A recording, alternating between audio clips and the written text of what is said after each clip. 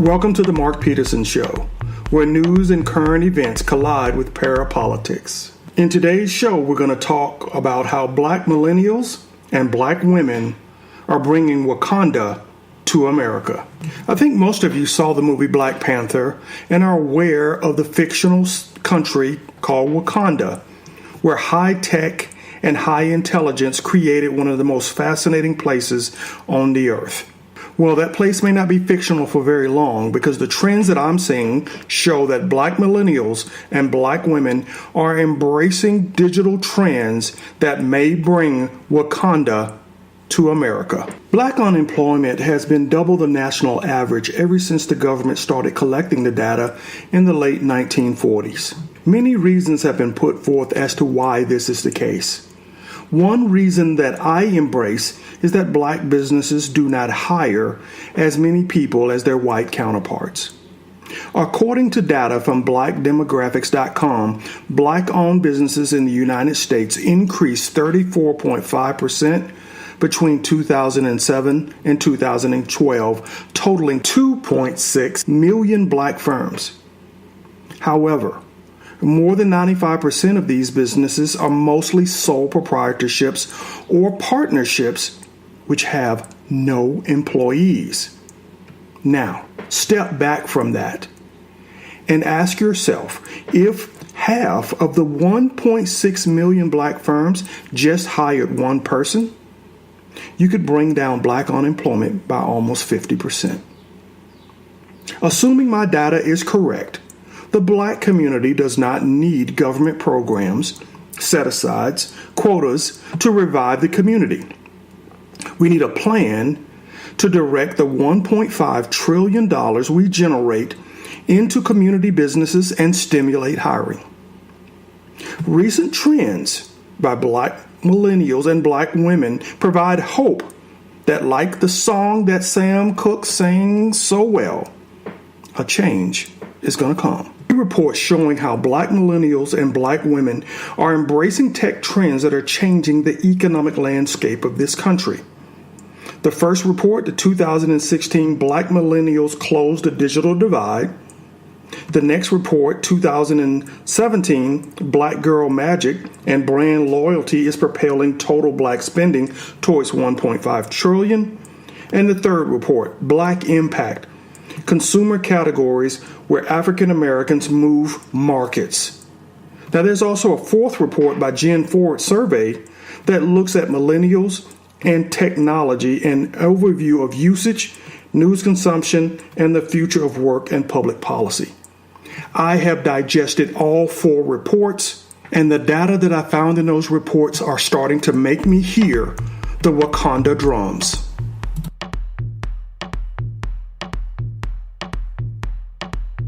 According to Nielson, black millennials are 1.5 million strong and have $162 billion purchasing power. Black millennials make up 14% of the total millennial population and 25% of the black population. Black millennials are embracing tech trends ahead of all other groups, and as a result, they're opening up opportunities for minority-owned businesses to tap their spending power on a scale not realized at any time in the past. And black women are gearing up to take advantage of these changes. The number of black-owned female businesses grew 67% between 2007 and 2012, approximately 1.5 million businesses, and accounted for $42 billion in sales. Now, here's some reasons why you have to respect black millennials and black women. Education levels are up and higher than the previous generational group. And we all know college grads earn $1 million more over their lifetime than high school grads.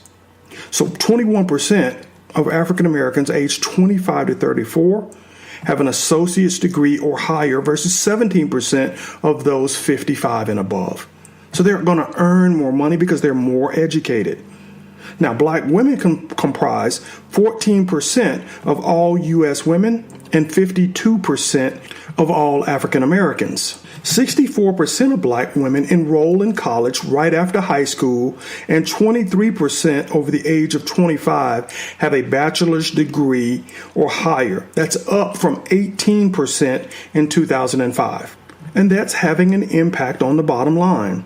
From 2004 to 2014, the number of black households with annual incomes of $50,000 to $75,000 increased 18%, compared to 2% for the total U.S. Black households earning $100,000 plus annually increased between 2004 and 2014 95%, compared with 66% for the total population. So improving educational trends is driving higher household incomes. And this trend is floating all boats. The share of black households with income less than $25,000 declined from 43% in 2004 to 37% by 2014. On top of the improving educational trends, black millennials and black women are embracing tech trends that are influencing culture and commerce. 91% of African Americans use smartphones. That's only second to 94% of Asians who also use smartphones. 91% of African Americans use the smartphone to access the internet. That's up from 86% in 2015. I understand this trend because African Americans were left out of the first internet revolution. That's getting internet through your PC piped into your home. When access to smartphones and cheaper access to the internet through that phone were made available, many African Americans embraced it and made it an integral part of the culture and commerce in the household. 55% of black millennials report spending at least 1 hour a day on social media networking sites. That's 6% higher than all millennials. 29% of black millennials spend at least 3 hours a day on social networking sites. That's 9% higher than all millennials. 28% of African Americans 35 plus say they use social networking sites for at least 1 hour per day. That's 2% higher than the total population. And 10% of those 35 and above say they use social media networking sites for at least 3 hours a day. That's 2% higher than the total population. That's 35 and above. You may think this is a waste of time to be higher on social media than all other groups, but when you factor in these two important points, 43% of black women say they use the internet to share opinions about products and services by posting reviews and ratings online. And 47% of black women agree that people often come to them for advice before making a purchase. So the use of social media and social networking sites has become a means for driving commerce because many of the millennials and the black women are influencers because they share and use information about the products that are in their lives, making them a powerful director of commerce moving forward. What about when it comes to media content? African American millennials watch nearly 33 hours of live or DV time shifted TV. That's 12 and a half hours more than the remaining millennial groups. Black women also spend more time watching live TV, listening to the radio, or using multimedia devices than the total U.S. women population. And that's driving what you see on TV. The top 10 TV shows among black millennials age 18 to 24 and blacks 35 plus have predominantly black casts and are led by actors who tell their story on TV. Empire, How to Get Away with Murder, The Walking Dead all feature characters that they can identify with. Empire was the most watched show during 2016 and 2017 among black women age 18 and above, followed by shows like The New Edition Story on BET, Star on Fox, The Have and Have-Nots on Oprah's network, and Love and Hip Hop on VH1. Environment and safety are also playing a role in how black women think about their future Wakanda. 74% of black women agree that they eat right.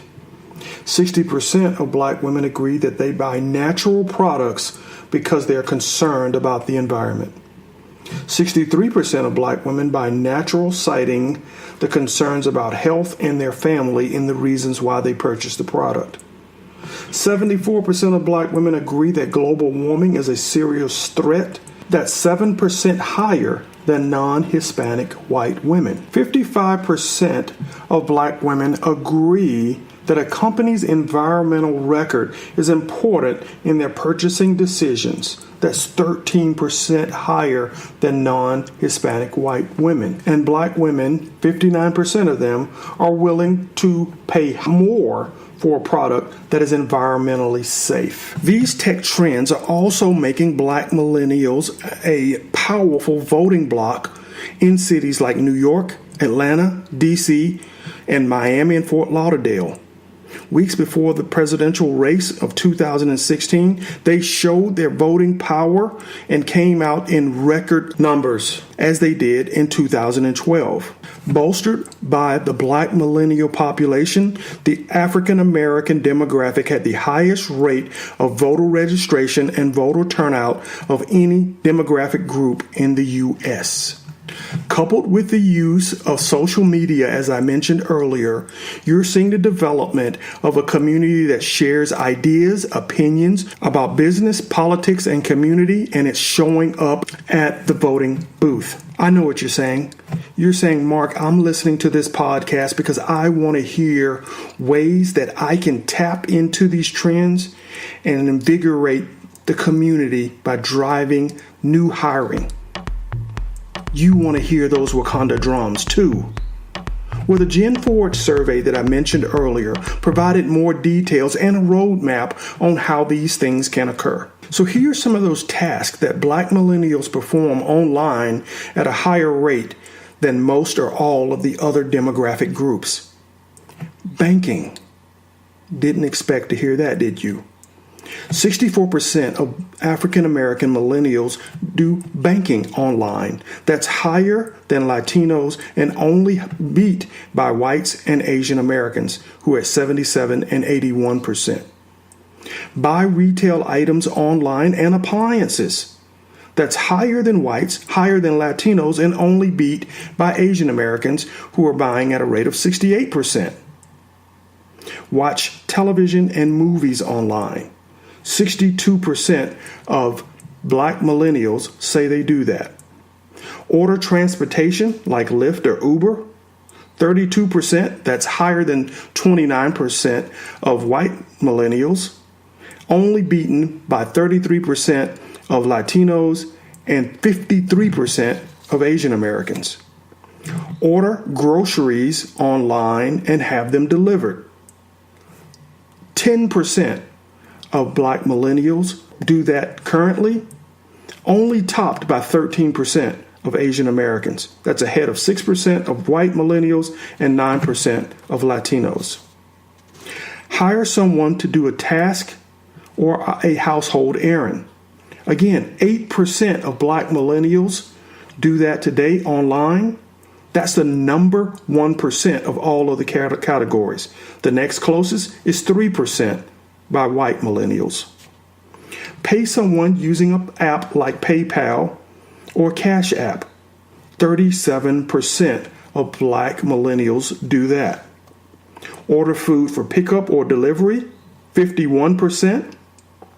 That's ahead of 43% of white millennials, ahead of Latinos at 38%, only topped by Asian Americans, who are doing it at 58%. And to submit a job or resume online, 64%. Again, that's tied with white Americans and only topped by Asian Americans, who come in at 71%. So when you step back from that, online banking, online payments through platforms like PayPal, shopping, delivery services, food shopping online for delivery at home, you see a pattern emerging of how businesses in the community and local shops can tap into those dollars and reinvigorate the places where Black millennials live. The Nielson report, Black Impact Consumer Categories Where African Americans Move Markets, drills down into specific areas where Blacks dominate their spend. Dry vegetables and grains. That market is roughly $1 billion market, and Blacks contribute 51% of the spend to that market, or $472 million. Baby food, which is a $2 billion market, Blacks account for 43% of the spend in that market. Now think about that. Blacks make up 14% of the population, Black women a little bit over 6%, but we account for 43% of the spend on baby food. We're driving that industry. Personal soaps and bath needs. That's a $3 billion industry. 42% of the spend, or $1.3 billion, is coming from the African American community. Fresheners and deodorizers. A $2 billion industry, we account for almost 39% of the spend at $774 million. And juices, particularly shelf-stable juices and drinks, is a $6 billion market. We account for 38% of the spend, coming in at $2.3 billion. Women's perfumes, almost a $700 million market. We account for almost 23%, coming in at $152 million spend. Men's toiletries, a $300 million market. We spend $62 million, or we account for 20% of the total spend. Frozen unprepared meat and seafood, that's a $4.3 billion market. We account for 18% of the spend, or roughly $760 million. Again, we only count for 14% of the population, but spend a disproportionate amount on these segments. Spices, bottled water, insecticides and repellents, and gum all are markets where we spend above the 14% level that we represent in the population, and these are all billion-dollar industries. In particular, we're spending almost $1 billion on bottled water. I know a young man in Alabama who produces his own naturally minerally enriched spring water, and he should be tapping into this market. So these are some fantastic areas that entrepreneurs can dig in, use social market trends and influencers to help build markets to tap into not 1 million, 10 million, or even $50 million businesses. I'm talking about $100 million businesses up to $1 billion, because the spend is already there. Are you starting to hear those drums? I think I can hear them. Okay, let's now start talking about the real plan. What do we do to build Wakanda? Well, Black millennials have already told us that we can build big banks without building storefronts. Yes, online banking. Black millennials are already doing a lot of stuff on online banking, and we can build those without having to invest significant capital. But here's what your online bank should do. 1, online bill pay. The data is already showing you that they need that. You got to have a debit card so they can make purchases for these retail items that they're buying online. You got to set up a P2P payment system, person to person or peer-to-peer payment system, so that they can pay each other. Remember, Black millennials are hiring people to do household chores, cut grass, fix a window, fix a door, because most of these households have young Black millennial women who aren't married but want repairs done around the house. They're also going to want your bank to help foster split payments. Yeah. If they go on vacation, buy a car, or even buy a house, they want people to be able to join in on that purchase if they want to participate in the benefit. Amazon recognized that trend, and they're testing split payments as we speak, allowing groups to split the payment for an exotic stay so that no one's left holding the bag on the rental. Now, check out PayPal. They're doing a lot of these things already. So you need to get in on it. The last thing you need to do, consider building crowdsourcing capabilities for home purchases into your online bank. You have a lot of great new startups that are already doing this because they realize gig workers, millennials, and in particular black millennials, don't have the down payments to buy homes. So they're helping them by proposing fractional ownership of property in order to give them access to equity. There's some great startups out there like Dumma.com, BrickX, Covesta, and Point that give us some models on which online black banking can be built. So banking is the key, because for every dollar put into an account, savings or checking, that gives them $10 worth of lending power. We don't build Wakanda without building black banks. Period. Mom and pop retailers, restaurants, grocery stores, and retail shops. Here's what you got to do to help build Wakanda. Build your service model around black females. I've already told you the most important industries that are dominated by the black spin. Dry vegetables, grains, baby food, bath needs, shelf-stable juices. 62% of black women enjoy wandering the store looking for new and interesting products. That's higher, 10% higher than non-Hispanic women. So you have to make the business appealing to the eye and have innovative products and solutions available for those black women who come in shopping. Your business has to offer online ordering and delivery. There is no excuse anymore. Wix.com provides you all of the functionality to start ordering and even scheduling delivery on a free web platform. Team up with Uber Eats. Make sure your food is accessible to black millennials and black women, and you're going to stay in business. Don't do it, and you're not going to be invited to Wakanda because you won't survive. You say you can't find good workers? Switch to using gig workers.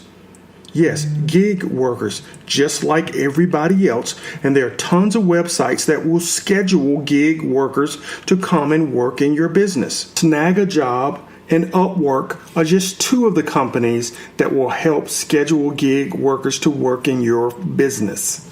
Ensure that your products are environmentally safe and socially conscious. There's a startup in Tennessee called Too Good Cocoa, and they give back 10% of everything that's purchased to 5 different charities that you can select from, and it has driven the growth of their business. Home builders. There's some unique opportunities emerging out of this data as well. There's opportunities to build planned communities around black females. Yes, the W Hotel of black communities. Female-oriented communities and apartment complexes that are preferably gated, where black women who are 18 to 24 can live. Now remember, 81% of black female millennials 18 to 24 are not married. That's up from 71% in 2005. They want a place that's environmentally conscious, safe. They want internet access in the community centers and across the entire complex. They want home offices because 58% of them agree that they don't mind working and giving up personal time. That's 20% higher than their counterparts. They want maintenance plans built into these home mortgages so they don't have to worry about upkeep and repair. Of course, there are some huge tech opportunities here. I've often said that the NAACP and the Urban League should change their mission now. Less legal-oriented and more focused on venture capital, because there's some big opportunities that can kickstart growth in the black community. Then the first thing that they could put money into is fintech, finance, technology. In particular, this fractional home ownership trend. No community could benefit more from having these sorts of platforms directed at the black community, where you can crowdsource your down payment or buy fractional ownership in properties and live in it and pay yourself as part of the investor group. All of these make sense for reinvigorating the black community. But you can take that fractional trend and also solve some of these other problems. How about fractional farming? Yes, you buy and own a plot of a farm and have that food delivered to you no matter where you are. That's a trend that started 5 years ago, where you have urban farmers or virtual farmers who would invest in a plot of land and someone else would farm it, produce it, and send them that produce in a box like HelloFresh. That could be huge, particularly in places where we have food deserts. How about co-ownership of livestock? There's already gig companies that are doing that right now. Friends are getting together, putting the money down, and they own a cow. The cow is on a farm dedicated to them, and at the time where it goes to slaughter, the meat is divided up and sent back based on the fractional units that are owned by the group. Why can't those types of tech companies be included in the Wakanda development plan? What about the opportunity to build new brands around some of the trends that we identified in this show? How about personalized natural hair brands that are DNA based? Why DNA? Because African Americans and Africans are the most diverse ethnic group on the planet. And that has manifested itself when we look at the hair care products. The overspend in this area is mainly attributed to people not being able to find the right products for their hair texture and styles. The best way to solve that? DNA. Personalized hair care products. Like you have personalized medicine emerging on the scene. That could produce huge opportunities, particularly for the Black community where the spending is very high, disproportionate to the population, as well as the entire community as a whole. Dry vegetables and grain brands, shelf-stable juices, baby food, bath needs. All of these represent potential brand areas that could be consolidated and produce billion-dollar opportunities for the Black community. And let's not forget about media. Now, we have some traditional media companies, which is partially owned by Oprah, TV One, and others that are being piped into us through the cable boxes. But the trends show that Black millennials and Black women are consuming more digital content through Roku and Apple TV. We have to create digital platforms that take our content directly to these audiences. And we have a player that's doing that. BOP TV, Black on Purpose TV. They stream through Roku and Apple TV, and they're the largest Black-owned streaming TV service with 16 channels, thousands of shows that all feature Black characters and Black content. Guys, are you hearing those drums yet? Well, I am. I'm hearing them because these trends are fascinating. Thank you for listening to the Mark Peterson Show, where news and current events collide with parapolitics. You want to continue the conversation? Follow me on Twitter at Gorillapreneur. GUERILLAPRENEUR.